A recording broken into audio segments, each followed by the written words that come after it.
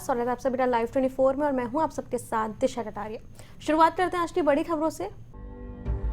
Security services के कर्मचारियों ने कंपनी पर सैलरी न देने के आरोप लगाते हुए कंपनी से भुगतान की मांग की। बता दें कि सिक्योरिटी कंपनी घरों और दफ्तरों में सिक्योरिटी गार्ड मुहैया कराने का काम करती है। कंपनी के गार्डों ने जब कंपनी से बीते कई माह की सैलरी का भुगतान मांगा तो उनको कंपनी ने नौकरी से निकाल दिया। अब कर्मचारियों की मांग है कि इनको उनके अधिकार दिलाए जाएं, जिसके चलते कर्मचारियों ने सीएम पोर्टल के साथ डीजीपी कार्यालय और लेबर कमिश्नर के यहाँ भी शिकायत दर्ज कराई, लेकिन अभी तक कोई कार्रवाई नहीं हो सकी। तो अब आलम यह है कि इनके परिवार के आगे आजीविका का संकट मंडरा रहा है। ये हम लोगों का सैलरी का मामला है। अलर्ट इंजीनियर सर्विस से जो है हम लोग सिक्योरिटी गार्ड का काम कर रहे थे। कोरोना काल में हम लोगों ने काम किया और मार्च से अप्रैल और मई जून की अभी सैलरी हम लोगों को नहीं मिली जो है, और उसके बाद निकाल भी दिया गया हम लोगों को जो है। बगैर उसके जो है हम लोगों की स्थिति बहुत ख़राब है। बच्चे पढ़ नहीं रहे जो है, घर में खाने के लिए व्यवस्था नहीं है क्योंकि हम लोग किराए पे रह रहे हैं यहाँ पे। बाहर से हम बहराइच के रहने वाले हैं, कोई आजमगढ़ का है, कोई मऊ का है, सारे लोग बाहर के ही रह रहे हैं जो है। हम लोगों ने कम से कम 10-12 बार 1076 पे फ़ोन किया। फ़ोन करने पे भी हम लोगों को सैलरी नहीं मिली। फिर हमने डीजीपी साहब को पत्र दिया और माननीय श्रम आयुक्त मंत्री स्वामी प्रसाद मौर्य जी को दिया।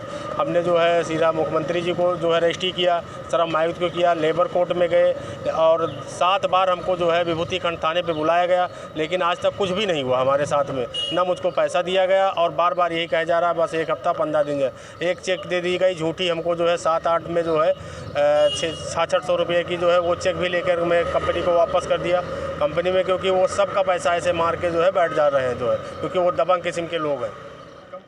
हम लोग अलर्ट सिक्योरिटी में काम कर रहे थे, जो हम लोग को जो 2 महीने की सैलरी नहीं दी गई, फिर जो कि हम लोग को निकाल दिया गया। फिर हम लोग थाने पर भी कंप्लेन किया, फिर 1076 पर भी कंप्लेन किया, फिर जो कि डीजीपी के यहाँ की कंप्लेन किया, कोई सुनवाई नहीं हुई। हम निकाला क्यों गया?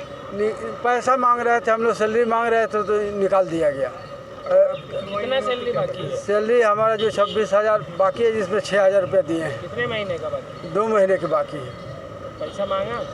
पैसा मांगे लेकिन वो निकाल दिए, हमको कंपनी से निकाल दिए, ड्यूटी से निकाल दिए।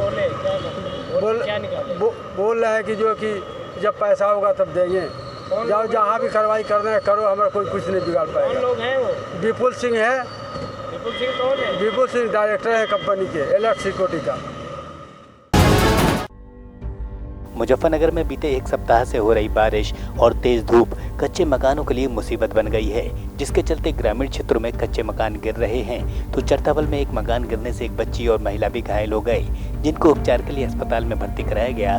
तो अब इलाका अधिकारियों ने दैवीय आपदा कोष से मिलने वाली राशि से मदद हेतु शासन को पीड़ितों के लिए पत्र लिखा है।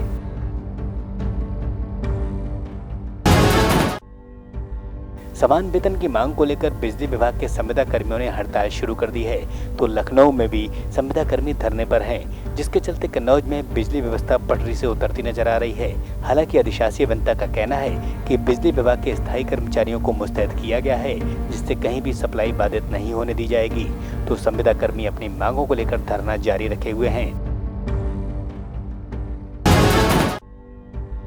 आगामी विधानसभा चुनाव के चलते भाजपा ने कमर कस ली है, जिसके चलते भाजपा ने बूथ स्तर तक तैयारियों को तेज कर दिया है। तो भाजपा नेताओं का कहना है कि इस बार पिछली बार से भी ज्यादा सीटें भाजपा लाने जा रही है। तो बूथ लेवल तैयारियों का जायजा लेने मंत्री शंकर लाल लोधी ने पार्टी पदाधिकारियों के साथ समीक्षा बैठक की, जिसमें उन्होंने कार्यकर्ताओं के कार्यों की सराहना की, तो वहीं कार्यकारिणी के कुशल नेतृत्व की भी प्रशंसा की। इस मौके पर समाजवादी पार्टी के नेता अखिलेश यादव को भी प्रदेश मंत्री ने निशाने पर लिया।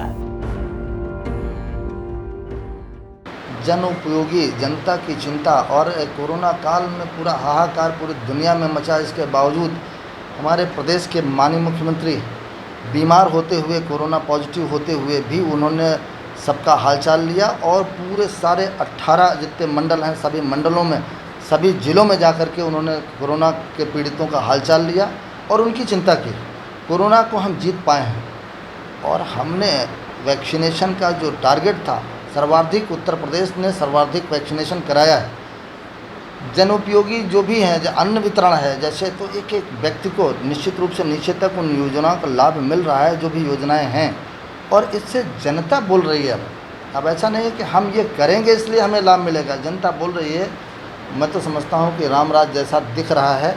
रामराज की कल्पना तो छोड़ दीजिए, निश्चित रूप से रामराज में शायद ऐसा रहा हो, हर व्यक्ति को भूखे को कोई भूखा ना रहे, इसलिए सबको अनाज मिल रहा है, महीने में 2 बार अनाज मिल रहा है और स्वास्थ्य सेवाएं बेहतर हैं, कानून व्यवस्था बेहतर है, ज़मीनों पे कब्जे बंद हो गए हैं, माफिया बाहर हो गए हैं प्रदेश छोड़ करके या जेल में हैं।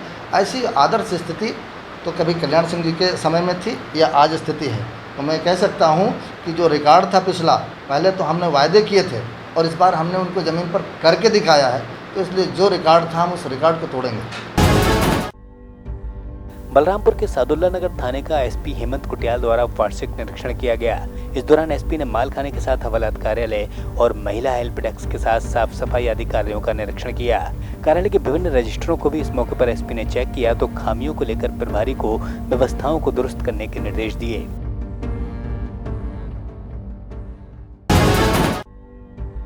बरेली में एसएसपी के निर्देश पर बीते कई दिनों से संदिग्ध वाहनों की चेकिंग की जा रही है, जिसमें ग्रामीण क्षेत्रों में चेकिंग के दौरान सिरौली थाना पुलिस को बड़ी सफलता हाथ लगी। सिरौली अलीगंज मार्ग पर एसआई अशोक कुमार सिंह अपनी टीम के साथ चेकिंग कर रहे थे, जिसमें कुछ लोग संदिग्ध थे तो जानकारी लेने पर पूछताछ की गई, जिसमें महिला के पास से अफीम को बरामद किया गया। तो अब 3 आरोपियों के पास से महिला को हिरासत में लिया गया, तो इन आरोपियों पर मामला दर्ज कर तस्करी के आरोप लगाते हुए जेल भेजा गया है। मेरे साथ इस बुलेटिन में इतना ही। देश दुनिया तमाम बड़ी खबरों के लिए देखते रहे Live 24।